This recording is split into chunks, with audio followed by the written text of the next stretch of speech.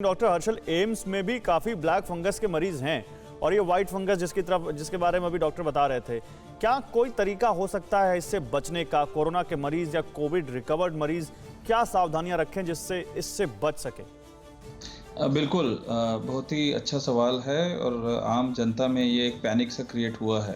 तो आपके माध्यम से मैं ये क्लियर करना चाहता हूँ कि पैनिक होने की बिल्कुल ज़रूरत नहीं है। हमें ये समझना होगा कि ये म्यूकोरमाइकोसिस या फिर जो भी फंगल इन्फेक्शन है, कैंडिडियासिस, एस्परजिलोसिस या म्यूकोरमाइकोसिस, ये किन में होता है और क्यों होता है?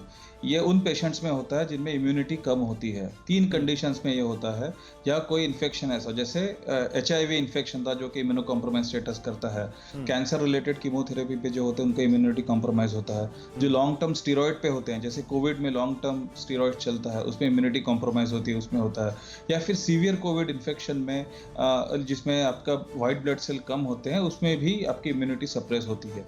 तो इन केसेस में ही ये फंगल इन्फेक्शन पाए जाते हैं। जो ये फंगाई होते हैं ये हमारे आसपास ही होते हैं, हमारे एनवायरनमेंट में होते हैं। जितनी जितना क्या कहते हैं मॉइस्चर होगा एनवायरनमेंट में, इंडोर एनवायरनमेंट में, उतना ये फंगल इन्फेक्शन होने की संभावना ज़्यादा होती है। तो जो जहाँ आप रहते हैं उसमें वेंटिलेशन रखिए, उसमें सनलाइट का स्कोप रखिए जिसमें जिसको हम सनलाइट कहते हैं वो आती रहे, क्रॉस वेंटिलेशन रखिए इंडोर एनवायरनमेंट में। ये कॉमन इंटरवेंशन से जो उपाय हैं जिससे फंगल इन्फेक्शन से बचा जा सकता है। दूसरी चीज़, सबसे इम्पॉर्टेंट चीज़ है, जैसा कि मैंने कहा, इससे घबराने की बात नहीं है। बिल्कुल काफ़ी कम लोगों में ये केसेस पाए गए हैं, लेकिन इसमें विजिलेंट रहना ज़रूरी है। जिनको भी कोविड हुआ है, अगर आपको नाक से रिजाव हो रहा है, रक्त निकल रहा है, या फिर आंखों के नीचे काला सा हो रहा है, तो तुरंत जाके अपनी फिजिशियन से कांटेक्ट कीजिए, क्योंकि अर्ली डिटेक्शन से, उसका डिटेक्शन बड़ा आसान है। आप स्वैब लेके QOH से इसको किसी भी लैब में देखा जा सकता है, और अर्ली ट्रीटमेंट अगर हम शुरू करते हैं तो जल्दी से ठीक भी हो जाता है। लेकिन अगर डिले हो जाता है और सीवियर स्टेज आ जाती है, फॉर एग्जाम्पल आपके आंखों का इन्वॉल्वमेंट हो जाता है, कभी कभी किसी केस में न्यूरोलॉजिकल जैसे ब्रेन का इन्वॉल्वमेंट भी देखा गया है लिमिटेड केसेस में, रेयर केसेस में, तो इसका फिर इलाज थोड़ा मुश्किल होगा। तो पैनिक होने की जरूरत नहीं है, विजिलेंट रहने की जरूरत है, मास्क पहनिए, वेंटिलेशन सबसे की इंपॉर्टेंट चीज है।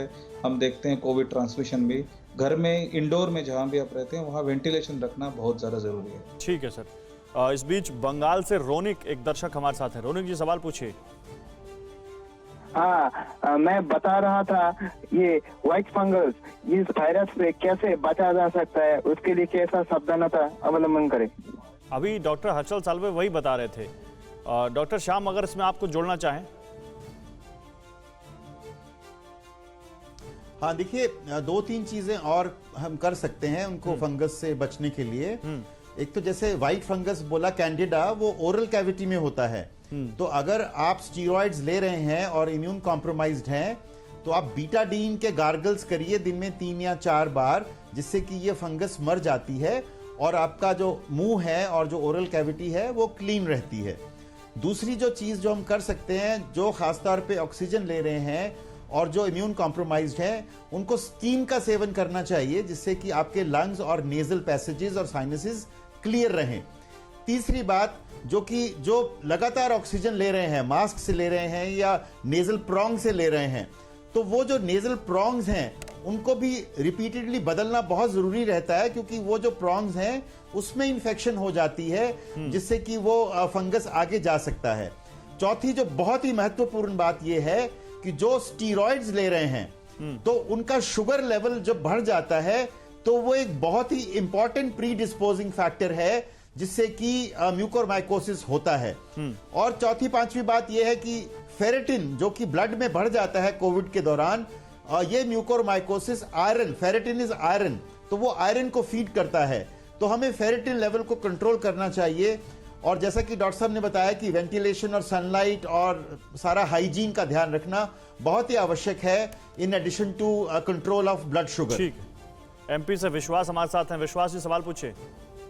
हाँ, नमस्ते सर। मैं पूछना चाह रहा था, जी नमस्ते। मेरा दोनों वैक्सीन लग गया है, कोविशील्ड का दोनों वैक्सीन लग गया, लगभग 1 महीना हो गया है। लेकिन मेरा जो ऑक्सीजन लेवल है वो 96, 97 रहते हैं, वीकनेस बहुत लगती है। यही जानकारी चाह रहा था, तो इसका क्या कारण है? डॉक्टर हर्षल। नहीं, मेरे ख्याल से घबराने की कोई बात नहीं है। थोड़ा मुझे लगता है कि मानसिक वीकनेस होगी उनको, क्योंकि मेरे ख्याल से ज़्यादा मॉनिटरिंग कर रहे हैं अपने ऑक्सीजन का पैनिक स्ट्रेस में आके, ऐसा मेरा असेसमेंट कहता है। अगर इनको सिम्टम्स नहीं है तो घबराने की कोई बात नहीं है। ठीक है, राजस्थान से विनोद हमारे साथ है। विनोद जी, सवाल पूछिए। सर, हमारा बेटा अब सेल पे चला गया और उसको पहला डोज लगा है कोविशील्ड का, तो वो विदेश चला गया, तो वो आके लगवाएगा? ये कैसे होगा डॉक्टर श्याम? क्या विदेश में भी, कौन से देश गए हैं वैसे वो तो मर्चेंट नेवी में है, देश तो कोई ऐसा स्पेसिफाइड नहीं है। अच्छा, मर्चेंट नेवी में। डॉक्टर श्याम, इनके लिए फिर क्या इंतजार ही किया जा सकता है, या अगर उनकी कंपनी वहाँ शिप पे लगवाए इनको?